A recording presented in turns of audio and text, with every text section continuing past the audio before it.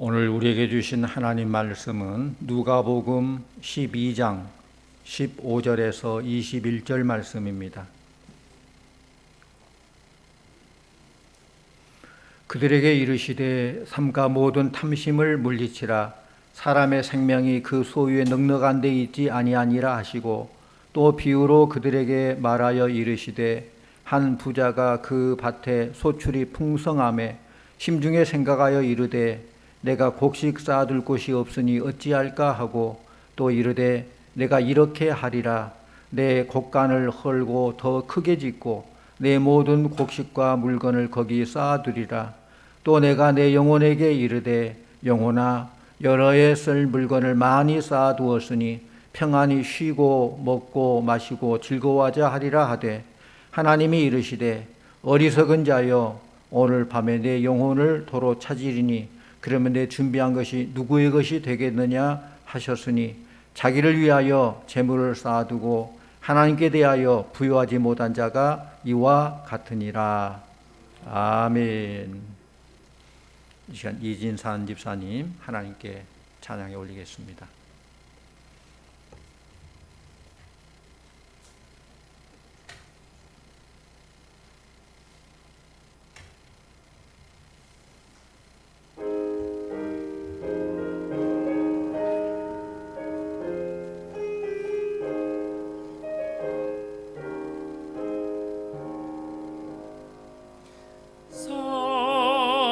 사랑하는 자들아,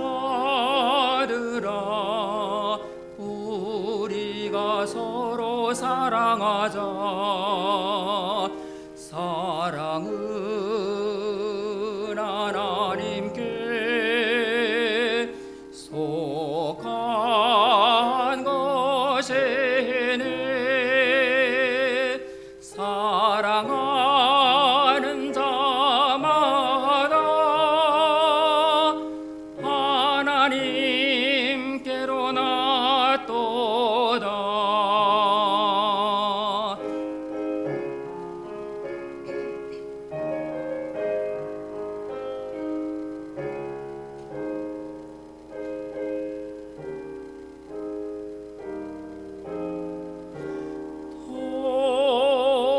독생자를 세상에 보내심은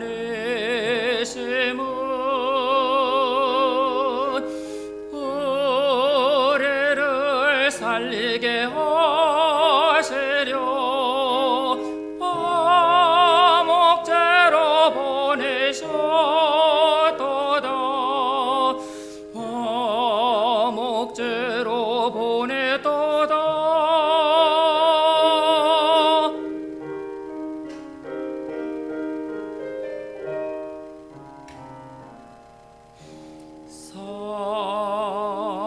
사랑하는 자들아, 서로 사랑하자. 사랑은 하나님께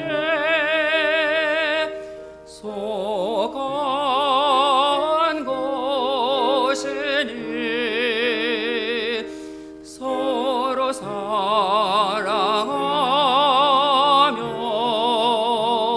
서로 사랑하면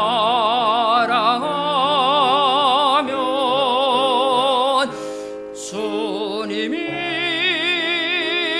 우리 안에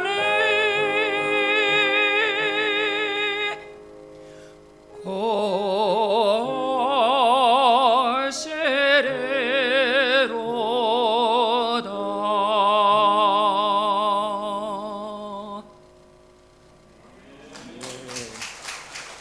네, 감사합니다.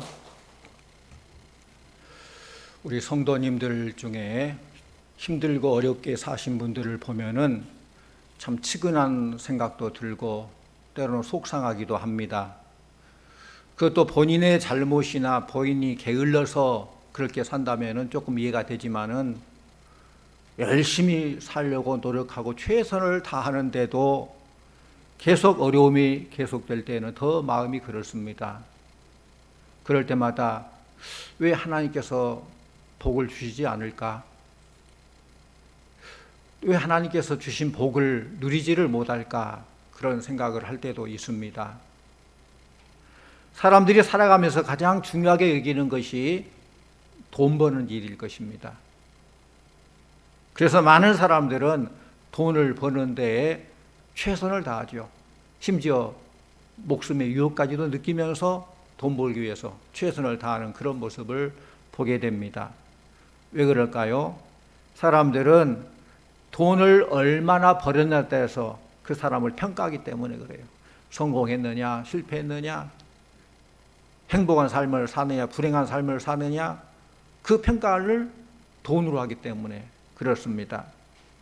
그런데 예수님은 마태복음 6장 19절에서 우리에게 놀라운 말씀을 하십니다. 너희를 위하여 보물을 땅에 쌓아두지 말라. 예수님께서는 왜 이 말씀을 하셨을까? 왜 돈을 땅에 쌓아두지 말라고 하셨을까? 무엇보다도 돈은 믿을 대상이 되지 못하기 때문에 그렇습니다. 돈은 우리가 생각한 것처럼 많은 것을 가져다 주지는 못해요. 일반적으로 그런 말을 많이 하잖아요. 돈이 많으면 편안하게는 살 수 있지만은 평안을 가져다 주지는 못한다. 돈으로 인생을 재미있게 할 수는 있지만은 참 기쁨과 행복을 누릴 수는 없다. 돈으로 좋은 침대는 살 수 있지만은 깊은 잠은 살 수 없다. 돈으로 맛있는 음식을 살 수 있지만은 식욕은 살 수 없다. 돈으로 아름다운 옷은 살 수 있지만은 참된 아름다움은 살 수 없다. 돈으로 좋은 집은 살 수 있지만은 행복한 가정은 살 수 없다는 것입니다. 돈을 믿고 돈을 의지하는 사람은 그 돈의 향망에 따라서 일희일비예요.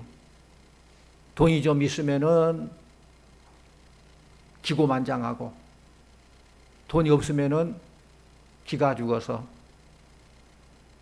그런 삶을 사는 그런 사람들이 있어요. 마태복음 6장 19절에 보면은 너희를 위하여 보물을 땅에 쌓아두지 말라. 거기는 좀과 동록이 해하며 도둑이 구멍을 뚫고 도둑질 하느니라. 도둑이 도둑질한다는 것은 도둑이 담을 넘어서 막 가져가 버린다 그런 의미가 아니라 사업을 하다가 실패한 것도 도둑 맞는 거고, 주식을 샀는데 하루아침에 퍽 떨어져 가지고 손해본 것도 도둑 맞은 것이고, 월급은 5% 올랐는데 물가가 10% 올라 버리면 그것도 도둑 맞은 것이고, 요즘처럼 자연재해 때문에 많은 재산을 잃어버린 것도 도둑 맞은 것에 포함됩니다. 그렇기 때문에 돈을 버는 것도 참 중요하지만은 돈을 지키는 것, 도둑 맞지 않는 것, 이거 참 중요해요. 하나님께서 지켜주셔야 될 줄로 믿습니다. 세상에서 가장 불안전하고 위태로운 것이 돈인데, 그런데도 사람들은 그것을 마음에 두고 그것을 의지하며 그것을 하나님처럼 여기며 살고 있어요. 그런 사람의 결국은 어떻게 됩니까? 그것이 무너지면은 그 돈과 함께 인생도 망하게 되는 거예요. 돈을 땅에 쌓아두지 말라는 이유는 돈에 대한 욕심이 인간의 눈을 멀리하기 때문에 그렇습니다. 욕심이 잉태한 즉 죄를 낳고라고 했는데, 욕심이 많다 보면은 사리 판단이 흐려져요. 분별력이 없어져요. 서울 종로에 가면은 보석 도매상들이 많이 있어요. 그런데 어느 한때 뉴스에 보니까 보석을 털다가 잡힌 그런 도둑이 있었는데, 물어봐요. 그렇게 보석 털다 잡힐 줄 몰랐습니까? 물어보니까 그 사람 하는 말이 다른 건 아무 생각이 없었어요. 단지 보석만 보였습니다. 그래요. 물질에 눈이 어두우면 사리 판단이 흐려져요.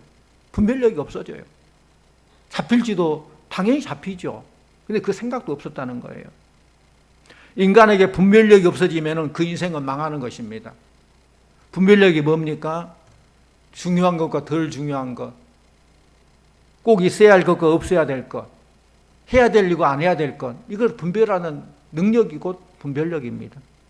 우리 성도는 재물을 올바로 보는 분별력이 있기를 원합니다. 분별력이 있어야 돼요. 올바른 분별력이 없다면 우리가 아무리 애쓰고 힘써도 성공할 수 없어요.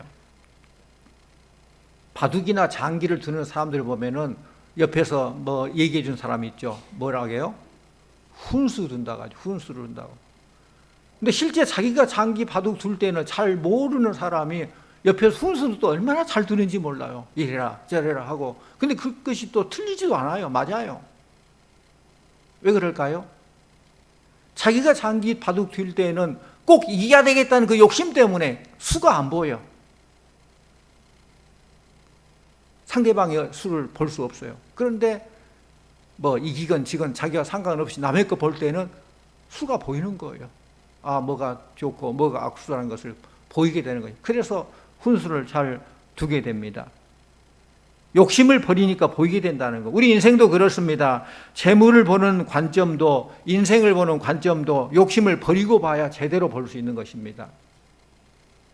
마태복음 5장 8절에 보면은 마음이 청결한 자는 복이 있나니 저희가 하나님을 볼 것이요. 그래서 마음이 청결하면은 하나님이 보인다는 그런 뜻이 아니에요. 마음이 청결하면은 하나님의 뜻이 뭔가, 하나님의 계획이 뭔가, 하나님의 수를 볼 수 있다는 거예요. 그렇습니다. 하나님의 뜻이 깨달아지고 결국 복된 그런 일을 하게 된다는 것이죠. 왜 고위직 있는 사람들이 때로는 부패를 저지르고 쇠고랑 차고 그렇습니까? 우리가 일반적으로 생각할 때 그 정도면 먹고 살기 충분하고 그냥 있는 그대로만 살아도 죽을 때까지 잘 살 것 같은데 욕심이 끝이 없어가지고 또 부패를 하고, 욕심이 눈이 흐리게 되면은 그 욕심 때문에 두어서는 안 될 그 악수를 두게 되는 거예요. 그 악수가 더 큰 악수를 또 가져오게 되는 것이죠. 그래서 예수님은 부자가 하늘나라 들어가기가 낙타가 바늘기 들어가는 것보다 더 어렵다라고 말씀하셨습니다. 오늘 본문에 보면은 어리석은 부자는 재물이 자신의 행복을 가져다 주는 걸로 착각하고, 재물이 자신의 영혼의 만족을 시켜준다고 생각하고 창고를 지어서 그것을 쌓아놓고 만족해합니다. 내 영혼아 평안히 먹고 마시고 쉬고 즐거워하자. 그런데 하나님은 뭐라고 하십니까? 오늘 밤에 내 영혼을 찾으면 네가 준비한 것이 누구의 것이 되겠느냐라고 물으십니다. 사랑하는 성도님들, 하나님께서 우리 인간을 창조하실 때 우리를 영적 존재로 창조하신 것은 하나님의 생각, 하나님의 뜻을 생각하고 하나님과 교제하라고 영적 존재로 만든 거예요. 하나님의 뜻과 생각을 깨닫도록. 그런데 인간은 욕심에 눈이 어두워서 하나님이 주신 복을 놓치고 살아갑니다. 그렇다면 이렇게 반문하겠죠. 그렇다면 우리 그리스도인들이 돈을 벌지 말고 살까요? 돈에 대한 욕심이 하나도 없어야 됩니까? 아닙니다. 오늘 말씀은 아주 중요한 걸 우리에게 가르쳐주고 있어요. 21절 말씀, 21절 같이 봅니다. 자기를 위하여 재물을 쌓아두고 하나님께 대하여 부유하지 못한 자가 이와 같으니라. 아멘. 자기를 위하여라는 문장을 보게 되면은 자기 자신을 위한 욕심을 버리라는 거예요. 자기 욕심. 그 말을 뒤집으면, 자기를 위하여를 뒤집으면은 뭐가 됩니까? 타인을 위하여 또는 하나님을 위하여서는 열심히 벌어라, 그 말씀입니다. 돈을 땅에 쌓지 말라는 이유는 돈에 대한 욕심이 하나님에 대한 믿음을 빼앗아가기 때문에 그렇습니다. 돈에 대한 욕심이 가득한 사람을 보면은 믿음이 잘 자라지를 않아요. 아무리 교회 오래 다녔어도, 아무리 중요한 직분을 받았어도 돈에 대한 욕심이 가득하면은 믿음이 자라기 어렵습니다. 왜 그렇습니까?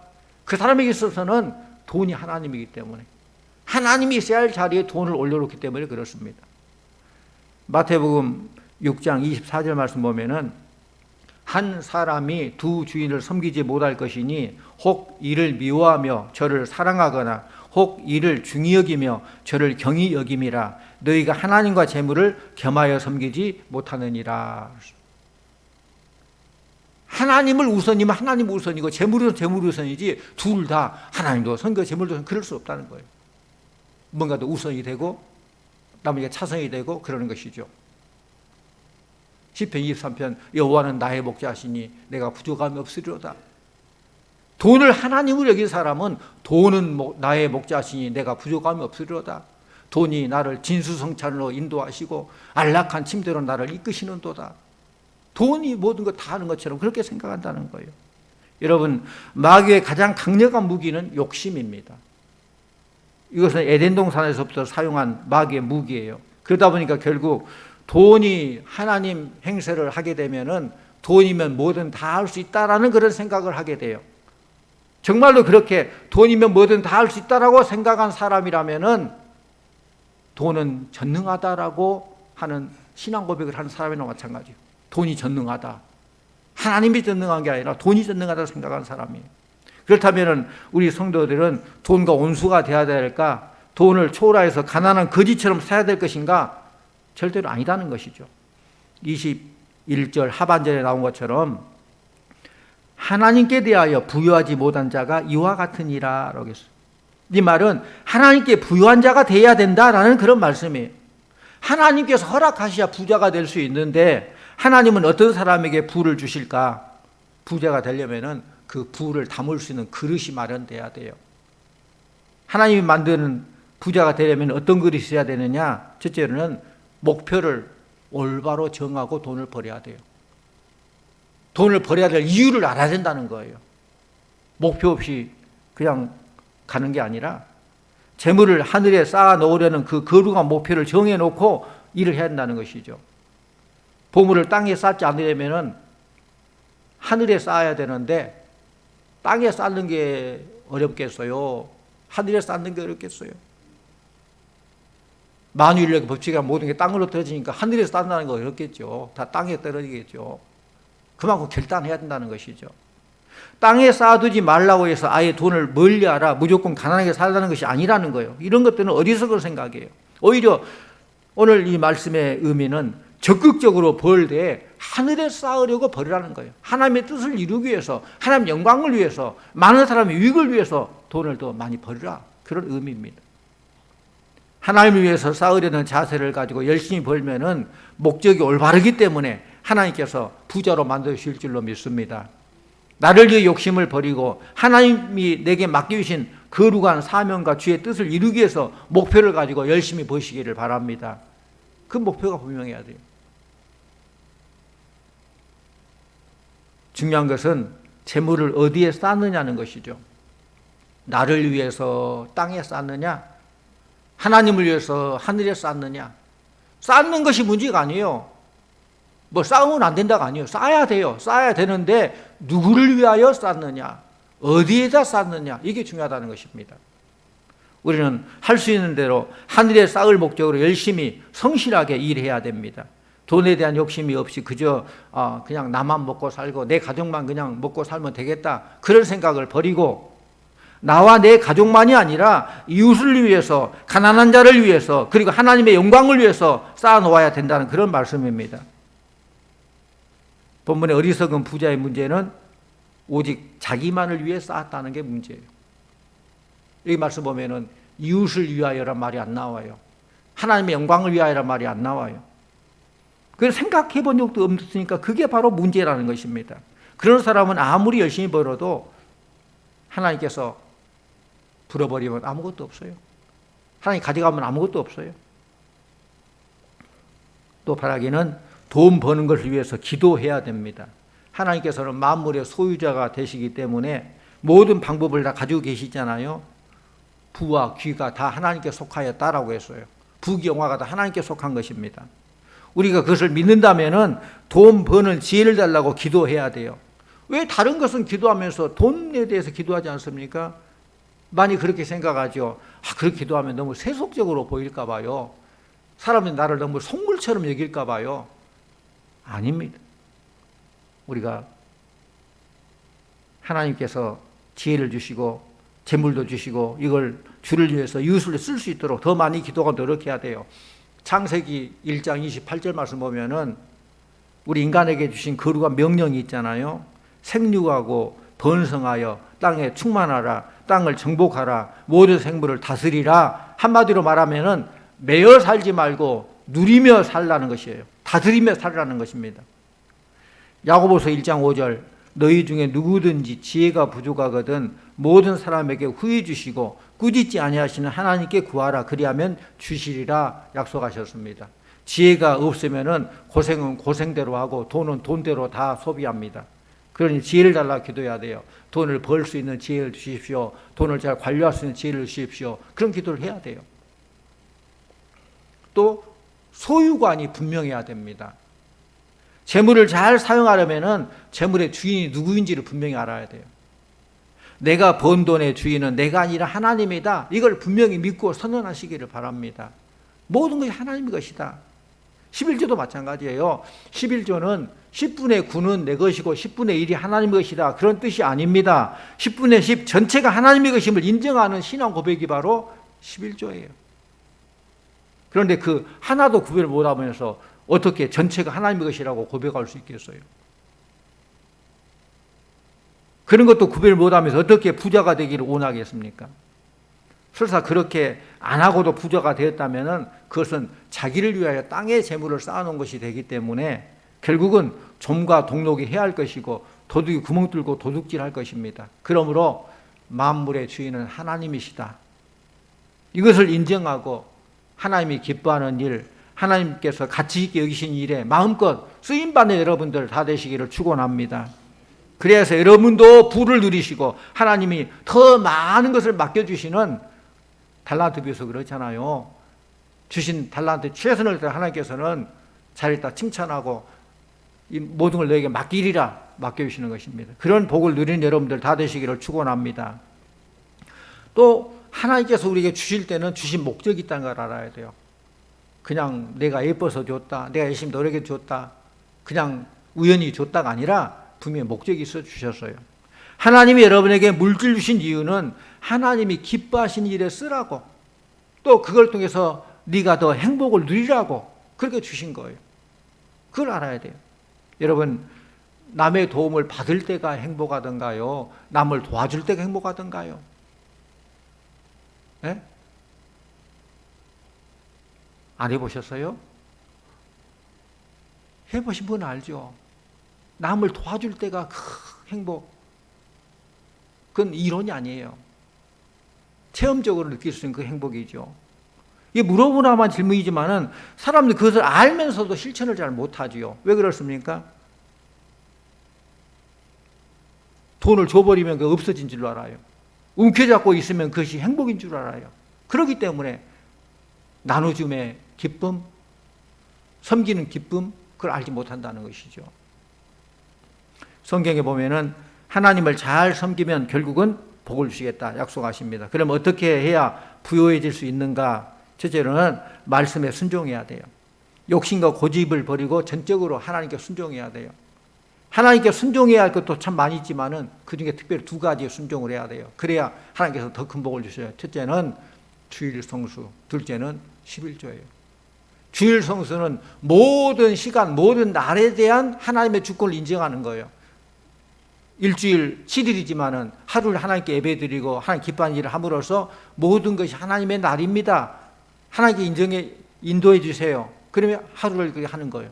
11조도 마찬가지예요. 모든 재물에 대한 하나님의 주권을 인정하는 것이 곧 11조예요. 그래서 10분의 1만 하나님 것이 아니라 10분의 10 전체가 하나님의 것인데 하나님 그런 신앙 고백으로 11조를 드립니다. 그런 고백이죠. 이것은 물질의 문제가 아니라 믿음의 문제입니다. 또 두 번째로 하나님 제일주의로 살아야 합니다. 우리는 물질뿐만 아니라 모든 영역에서 하나님 제일주의로 살아야 돼요. 구약에 다니엘의 세 친구가 있었죠. 사드락과 메삭과 아벳느고, 이 세 친구는 하나님 외에 다른 신을 섬길 수 없다라는 믿음을 끝까지 지켰던, 지조를 지켰을 때 하나님께서는 어떻게 했습니까? 머리털 하나도 상하지 않도록 보여주셨습니다. 이전보다 더 인정받는, 더 큰 대우를 받는 것으로 보상해 주셨습니다. 하나님을 제일로 알고 사는 성도를 하나님은 외면하지 아니하시고 때가 되면은 축복의 문을 여시고 쌓을 것이 없도록 채워주실 줄로 믿습니다.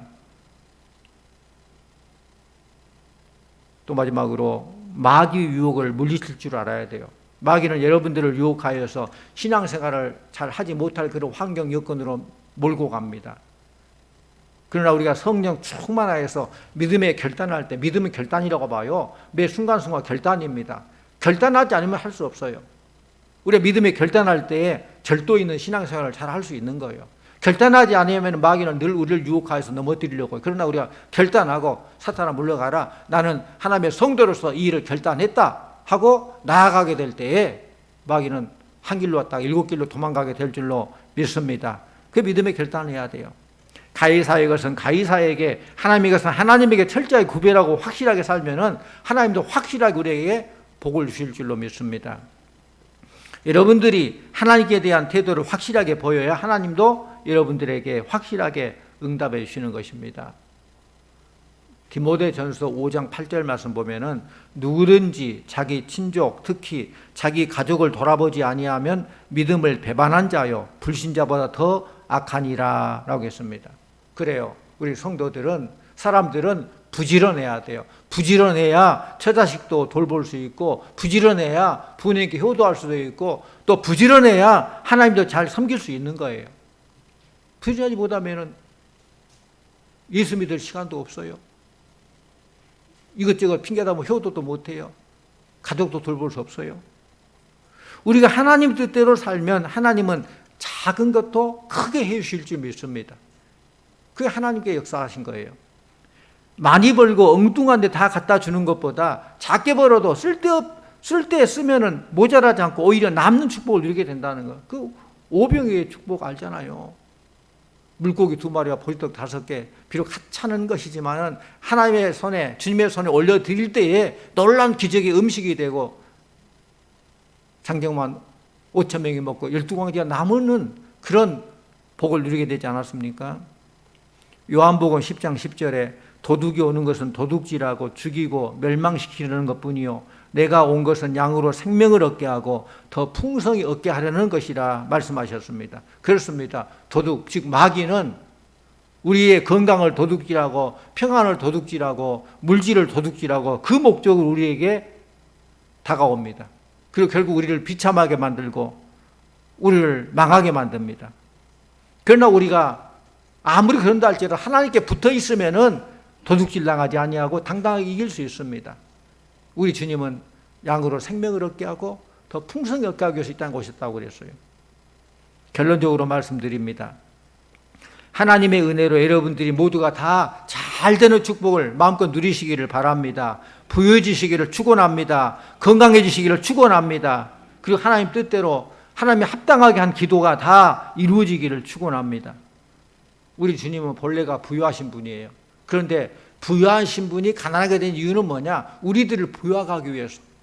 부유하신 분이 가난해졌어요. 그렇기 때문에 우리는 부유해져야 되는 거예요. 사랑하는 성도님들, 이 땅에서도 축복 가운데 사시고 주신 은혜, 축복을 늘 감사하면서 더 능력 있게 쓰임받는 성도님 되고 하나님 앞에서도 영원히 복된 삶을 누리는 우리 성도님들 다 되시기를 간절히 축원합니다. 기도하십시오. 하나님 아버지 감사합니다. 죄와 허물로 죽었던 우리들을 살려주시고 이 땅의 삶을 살면서도 천국을 소망하며 살게 하시니 감사드립니다. 주님, 참으로 우리가 주님 앞에 부유한 자의 삶을 살기를 원합니다. 물질 조금 있고 없고가 아니라 주님 주신 은혜에 감사하면서 주의 뜻을 이룰 때 하나님께서는 살다 칭찬하고 인정하고 더 많은 것을 우리에게 맡겨주실 줄로 믿습니다. 이런 믿음으로 영적으로 부유한 자의 삶을 살아가는 우리 성도들 다 되게 하여 주시옵소서. 예수님 이름으로 기도하옵나이다. 아멘.